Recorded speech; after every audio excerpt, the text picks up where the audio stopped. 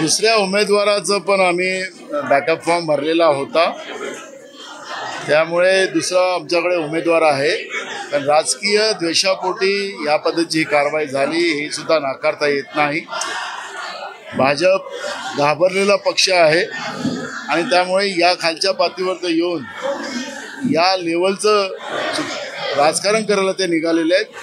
स्वाभाविक आहे की त्यांना आता सत्तेतून बाहेर जायची भीती निर्माण झालेली आहे.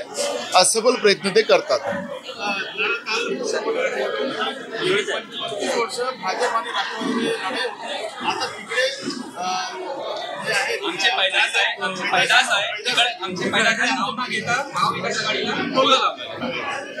काँग्रेसची पैदास होती ती, पण ती वाईट पैदास होती, ती निघून गेलेली आहे. त्याचाच आमच्या सगळ्या लोकांना आनंद आहे. हो, आज आपण वाईट पैदास होती की ही कार्यकर्त्यांच्या मिटिंगा चाललेल्या आहेत. 1 तारखेपासून प्रचार आम्ही सुरू करू.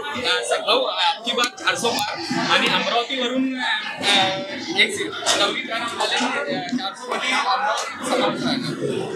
420 असा 420 लोकांचा आव्हान आहे.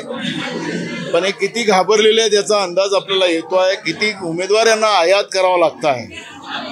ज्यावेळेस ज्या पक्षाला स्वयंशक्तिशाली आहे अशा घोषणा करणारा पक्ष जो आज सत्तेत आहे, स्वतःला विश्वगुरू स्वयं घोषित म्हणणारा, असं दुसऱ्यांचे नेते आयात करायचे आणि मग आम्ही पुढं जाणार आहोत, या सगळ्या पोकळ घोषणा आहेत. यावेळेस मोदी सरकारला आणि भाजपला सत्तेच्या बाहेर जनता टाकेल असं चित्र आहे. ज्या पद्धतीनं गेल्या 10 वर्षामध्ये देशाची जी बर्बादी केलेली आहे, धर्मात जातीमध्ये लोकांना भांडवलेलं आहे, आर्थिक कमजोर केलेलं आहे आणि या देशाला संपवण्याचं आणि देशाच्या संविधानाला संपवण्याचं जे पाप केलेलं आहे, त्या पापाला मुळे त्यांना सत्तेच्या बाहेर जावं लागेल अशी परिस्थिती आज आहे.